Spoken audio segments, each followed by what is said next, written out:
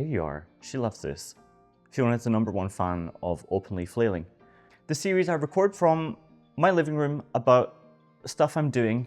And the reason I do it is because I don't go to my filmmaking club anymore, and I don't have that many filmmaking projects, not big ones on the go. So I don't really have like a kind of social creative expression or social mode of explaining what's going on, and that's really important to me. So I record this mostly for myself and in case it's of interest to other people, and I will ramble for as long as I need to, and then cut out of it what I think might be interesting to other people. And Fiona loves it. She just thinks it's so exciting, and I find that very exciting too. I don't know why. I think it's the talking. Maybe it's the fact that there's like tripods and stuff set up here and it's just exciting. It's like a little obstacle course or something, but I'm so glad to see you.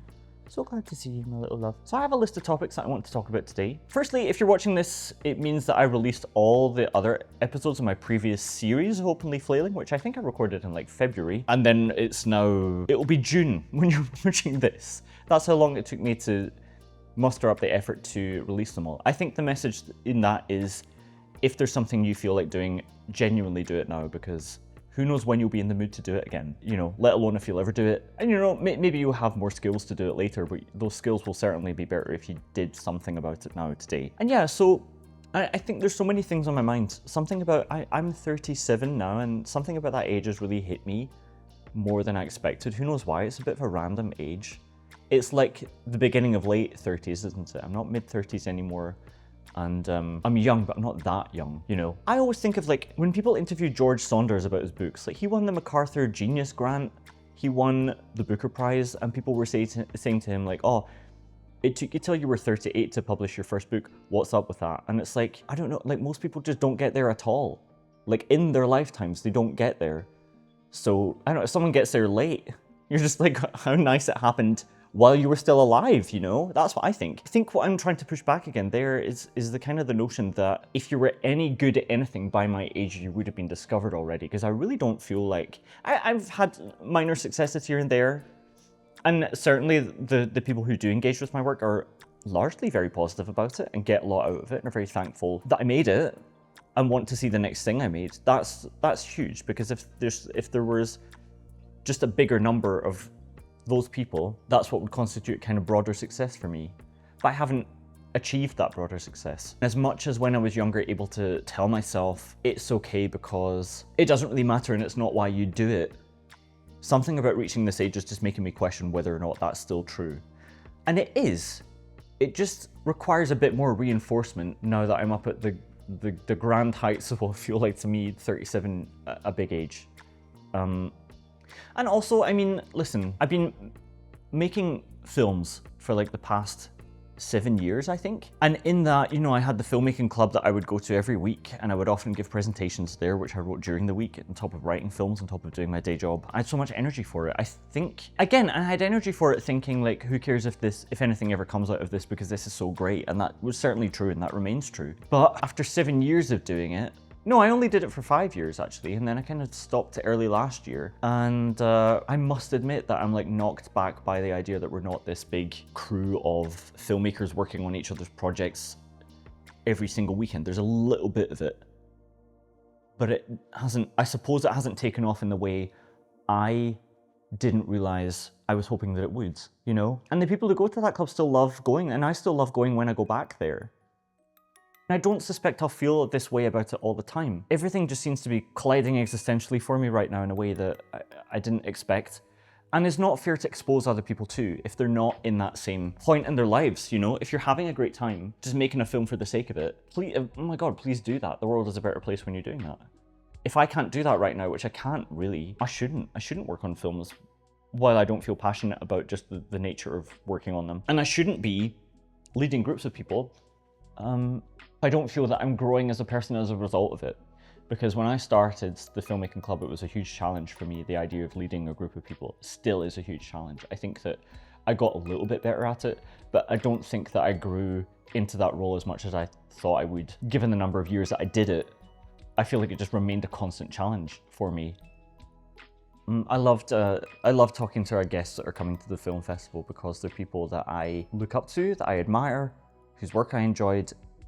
And it was like one conversation about a set piece of work that they'd worked on that I could ask them solid questions about, you know, and that was a very rewarding method of social interaction for me, because right now I just feel really like withdrawing from the world, which, while whatever is going on in my head settles. And that's not recommended for most people, but I am trying to, like I say, stay socially engaged in ways that I can, such as like a single hour-long Zoom call once a week with a new creative. I mean, I used to have a podcast where I would call up writers that I respected and interview them about their work, and I loved that as well. That was like a social task that I could do that made me feel very rewarded, and I learned a lot from them, and they really appreciated getting to engage with me about their work. And I suppose I'm thinking back on what I do in times when I'm trying to withdraw from everyone, and it seems like just a very structured, timed talk with one person at a time, something I really enjoy, is going to keep me socially engaged with the world, while otherwise I just think that my head will settle for whatever reason. It's been 7 years since my dad passed away, and that seems to be a turning point, I think. Maybe it was the same with my mum. I'm just thinking, 7 years after my mum passed away was when my dad passed away, so who knows?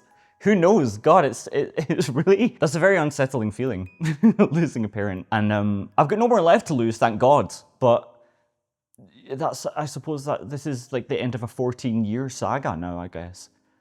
Losing one parent at 22, losing another at 29, now I'm 37. Maybe I can actually finally just exist for a while. I think I just need to exist for a while. So I'm doing little short films here and there. I do like one every 3 months, and they take like a weekend to do, and I can handle that. And maybe at the end of the year, we will turn my play into a film, which was always the plan to do. The play was big at the banquet. It was the one I was supposed to do with Bats. I left that production after a week of trying, and various people asked me why that was, and I didn't have a diplomatic way of saying it straight after it happened. The answer is various reasons, basically bad cultural fit. I'd signed up for that, I think in October last year, and then pretty soon afterwards went into like a really long depressive episode that was still going on by the time I was supposed to direct this play. I really didn't feel like doing it whatsoever, but I thought, fuck it, I've signed up for it, and it's until May, so maybe I'll recover while doing it. But then the way that they wanted to do the play was so against the way I do things. It's just a different way of working. I've got nothing against it. I just can't do it. That I was not going to last. I was not going to last until May, doing that 2 times a week, while fielding questions about it every other time around that. I was not going to be able to make that happen. If I was younger, I probably would have pushed through it. I probably would have been like, definitely. I mean, like when we did Searching for Vesselmoy, our film, when I think I was 30, 31, something like that. By the end of it, I got ear infections so bad that both my eardrums burst. And then it took like months for them to grow back because of the stress of managing groups of people. On my own terms as well, like not like I'd signed up for a theatre group's way of doing things. This was on my own terms, and I still messed with my health majorly. And at the time, that felt worth it. That felt like that's how you make a film. Now, I will never sacrifice my health like that for anything. And that means I end up doing less, I think, and that's okay. But if I'm stuck in this phase where I'm still tempted to value myself based on my creative output, while slowing my creative output down to preserve my health, there's a very strange tension going on in me right now that needs time to reconcile itself. And while it does that, I certainly won't be pushing through in any big team leading projects. The only reason I direct my films mostly is because nobody else wants to do it. Nobody else wants to direct my scripts, and they probably never will. And it's not a question of whether or not they're any good. It's a question of a saturated market of stuff. And when people, even the indie directors I know, when they've gone to the effort of assembling their own team to make a film, why would they not just use that team on their own films? It makes perfect sense to me. It's just the nature of things. So I'll carry on doing that. But I'm so looking forward to the film festival this year. It's going to be towards the end of August. I think it's like, let me get the dates right if I'm going to say it in this video so that everyone knows.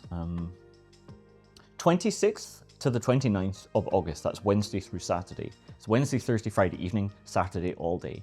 We have some very cool international guests flying in for you, including Alex Watson, who's flying all the way from LA with his co-writer star of his latest film, Demonetized. Her name is Janine. We have Dennis Cooper and Zach Farley, who I've been fans of since before I even made films, and I can't believe that's happening. That's very cool. We have Kelly Davis, who's my lovely friend who's a writing coach who lives in Oslo.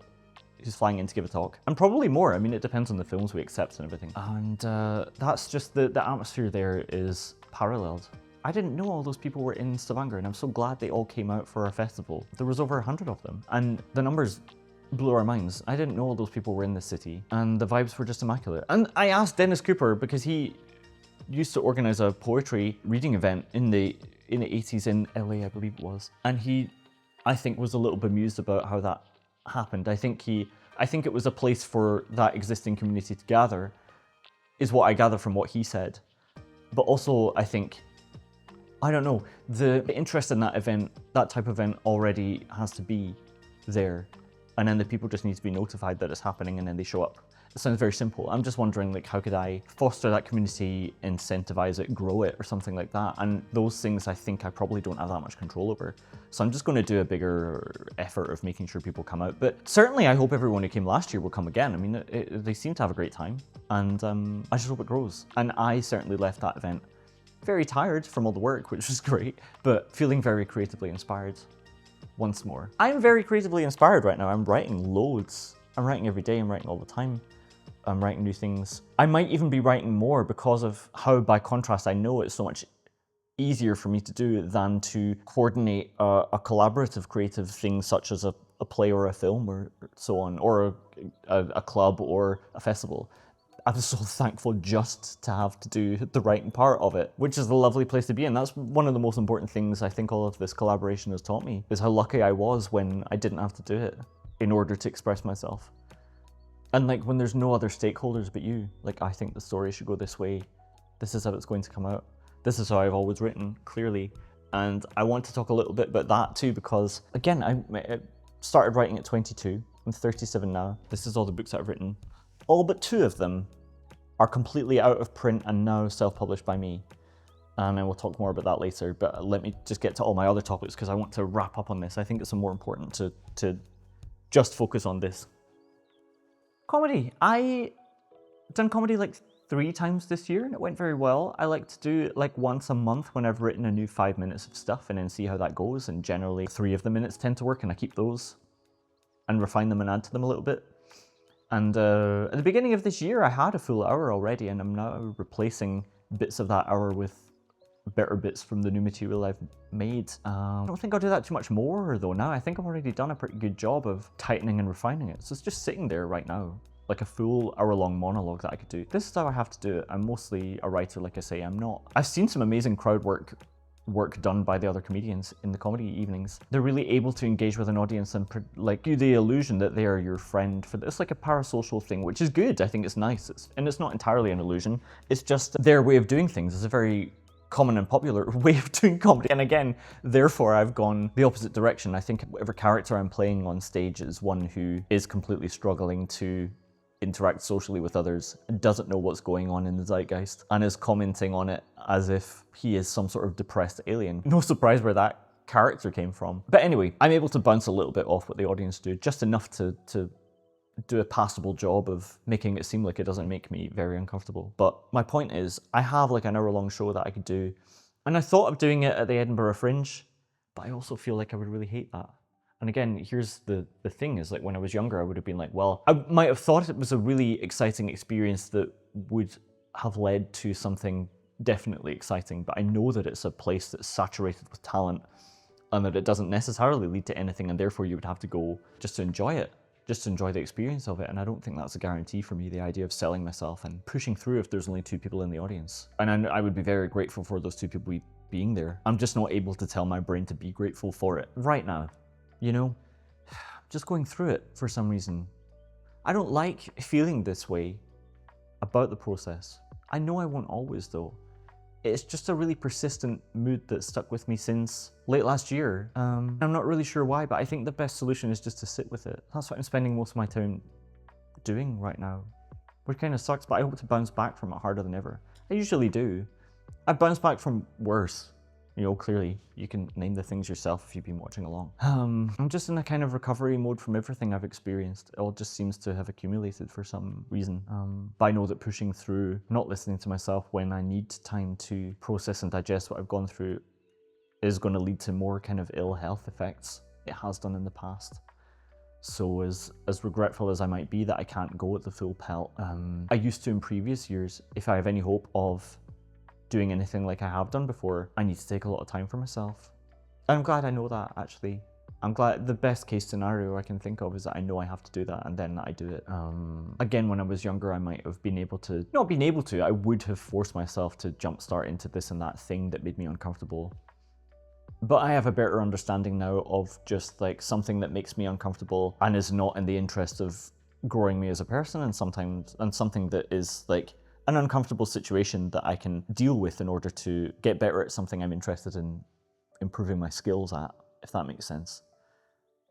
So yeah, I'm really trying right now to toe the line between retreating from the world entirely and dipping my toes in just enough to stay mentally healthy and not to deprive the people I love of nice occasions with me.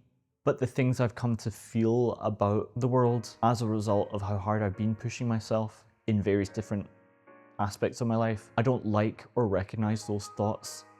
And they're the thoughts of somebody who's very tired and needs a break. And if he has a chance of returning to his better self, I want to be able to contribute to my community locally again. That was very rewarding for me, and it seemed like for the people I socialized with before. But it brings me to a nice topic. I think that in general, listen, I think we're all feeling a bit of this though. We kind of indie creatives, as I am, we're all feeling a bit of this. And now I think that's a perfect time to bring me to my stack of books, because then you will understand just the amount of work I think that indie creatives need to do to promote their own work, to package it to everything, is unprecedented. And I think it would take its toll on anyone.